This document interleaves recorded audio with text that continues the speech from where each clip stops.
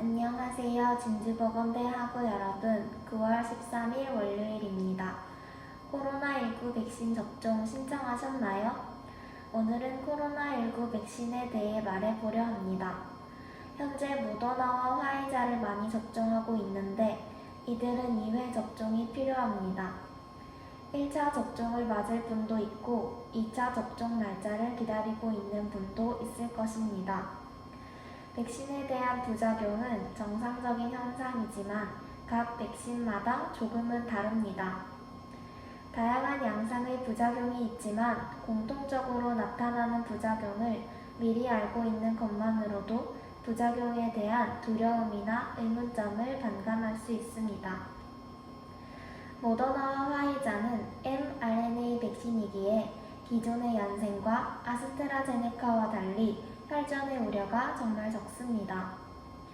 미국에서는 접종 후 심근염과 심낭염이 드물게 보고되고 있으며 환자들의 특징은 주로 16세 이상의 남자 청소년과 젊은 연령층의 남자에게 1차보다 2차 접종 후 수일 이내에 발생했다고 합니다. 대부분의 환자는 치료와 휴식 후 빠르게 호전됐다고 합니다. 심근염과 심낭염의 주요 증상으로는 호흡시 통증, 실신, 심장이 너무 빠르게 뛰거나 가슴 통증, 압박감이라고 합니다. 휴식 후 상태가 좋아진다고는 하지만 이상이 있을 경우엔 바로 병원으로 가셔야 합니다. 모더나와 화이자 백신의 주된 부작용은 주사 맞은 팔의 경우 통증, 빨개짐, 부어오름, 가려움, 그 외의 몸 전체에는 피로감, 두통, 근육통, 오한, 발열, 메스꺼움 등이 있습니다. 접종 후 1일에서 2일 정도면 사라진다고 합니다. 모더나의 경우 피부 관리 목적으로 필러를 맞은 경우에 부작용이 있을 수 있다고 합니다. 심각한 이상 반응은 아직까지는 없고 붓기가 생길 수 있다고 합니다. 통증을 완화하고 불편감을 줄이고 싶다면 깨끗한 수건을 차갑게 적셔서 그 부위를 덮고 발열로 인한 불편감을 줄이려면 수분을 충분히 섭취하며 옷을 가볍게 입고 통증이 너무 심하면 아세트아미노펜 계열 타이네로를 드시면 됩니다. 코로나19 바이러스에 대한 신체 보호를 구축하려면 일반적으로 백신 완전 접종 후 2주가 걸린다고 합니다. 백신을 맞고 절대 무리하시지 마시길 바랍니다. 개강 후 불가피하게 짧은 비대면이 진행되었지만 다시 대면으로 전환하게 되었습니다. 안전한 학교 생활, 주말을 보냄으로써 교내의 확진자가 더 이상 나오지 않길 바랄 뿐입니다. 교회는 물론 교내에서 마스크 착용, 손소독과 거리두기 및 예방수칙을 잘 준수해 주시길 바랍니다. 오늘의 방송은 여기까지. 여러분들이 만든 오늘의 단비가 가득하길 바라며 여기는 진주보건대학교 JHC 교육방송국이었습니다. 감사합니다.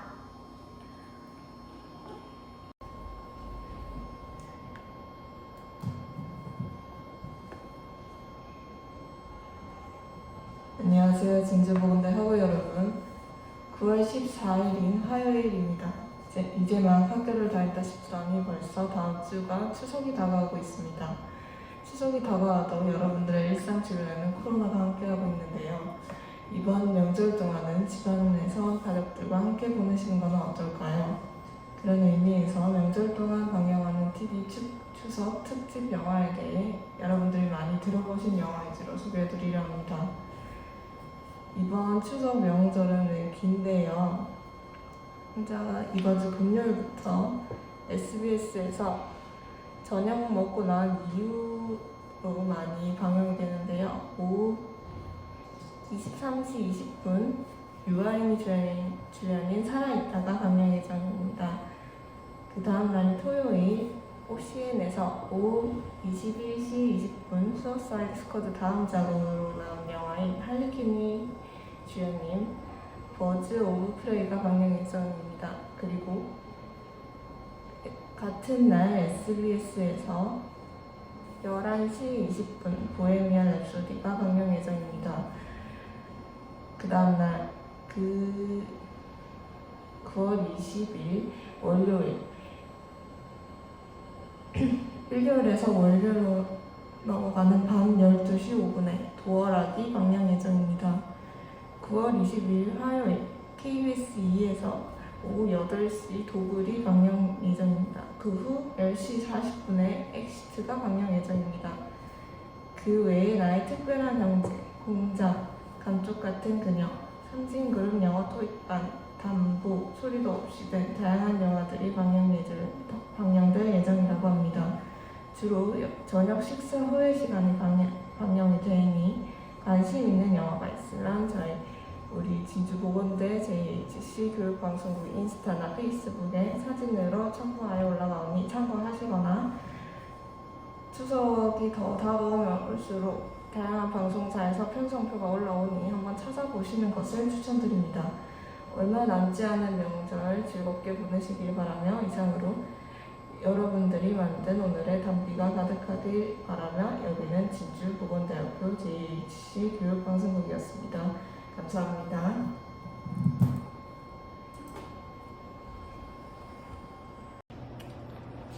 안녕하세요. 진주보건대 학우 여러분. 9월 15일 수요일입니다. 요새 아침과 밤의 일교차가 차이가 나며 환절기 시즌이라 어떤 옷을 입어야 하는지 고민이 되기도 하고 여러 고민들이 있으실 텐데요. 오늘은 환절기 감기 몸살에 대해 방송을 하려고 합니다. 감기 몸살에 걸리는 대표적인 이유는 환절기 온도 차이, 면역력 저하 등이 있는데요. 코로나로 인해 야외에서 운동도 하기 힘든 상황이라 더욱 신경 쓰셔야 합니다. 환절기 감기 몸살의 증상으로는 감기, 장염, 식중독 등으로 구분이 되는데 감기는 콧물, 두통, 기침, 발열, 오한 등이 나타나며 몸 곳곳이 아픈 게 특징이며 장염이나 식중독이 발생한 경우 몸에 열이 나고 배가 아프며 설사, 구토 등을 하게 되는데 이 과정에서 온 몸이 쑤시고 아픈 근육통이 나타나는 게 특징입니다. 이러한 질병들을 예방하는 방법은 온도에 신경 쓰는 방법으로 기본적으로 발열, 오한이 발생할 수 있는 만큼 실내 온도 유지에 신경 쓰는 것이 좋습니다. 특히 기운 없을 때는 실내 적정 온도 25도에서 26도로 냉방 온도는 24도 이하로 내리지 말고 환절기에는 옷은 가볍게 입는 것이 괜찮지만 겉옷을 꼭 하나씩 지니고 다니는 게 낫습니다. 두 번째 방법으로 체온을 올리기입니다. 가벼운 유산소, 걷기, 빠르게 걷기, 달리기 등 운동으로 몸에 땀을 내거나 반신욕 등을 해주는 것이 도움이 됩니다. 실제로 몸의 체온을 1도 올렸을 때 다양한 면역 기능이 제대로 유지되고 또 몸의 컨디션 회복에 도움이 된다는 연구 결과가 있습니다.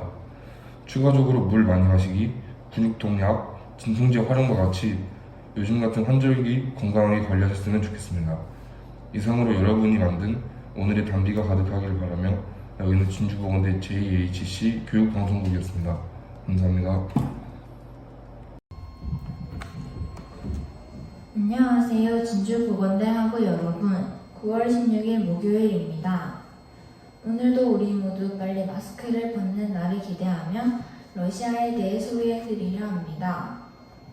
여러분, 러시아는 딱 떠올렸을 때 어떤 이미지가 떠오르시나요? 러시아는 세계에서 가장 넓은 영토를 가진 국가이자 유라시아 대륙입니다. 그럼 러시아의 여행지 몇 곳을 소개해드리도록 하겠습니다. 첫 번째는 러시아의 수도이자 정치, 경제, 문화의 중심지인 모스크바입니다. 모스크바에는 성 바실리 성당이 유명한데요. 성 바실리 성당은 붉은 광장의 남쪽에 위치한 성당, 모스크바의 상징적 건물이자 러시아의 대표적 건물 중 하나입니다. 오색 찬란한 아름다움과 멋진 이 성당에는 이 시대의 잔혹한 형제의 군사적 정복을 기념하는 보석과 기념물이라는 잔혹한 역사를 뒤로하고 있다고 합니다. 그래도 밤 야경이 매우 화려하고 이쁘다 하니 한 번쯤 방문해보는 건 어떨까요?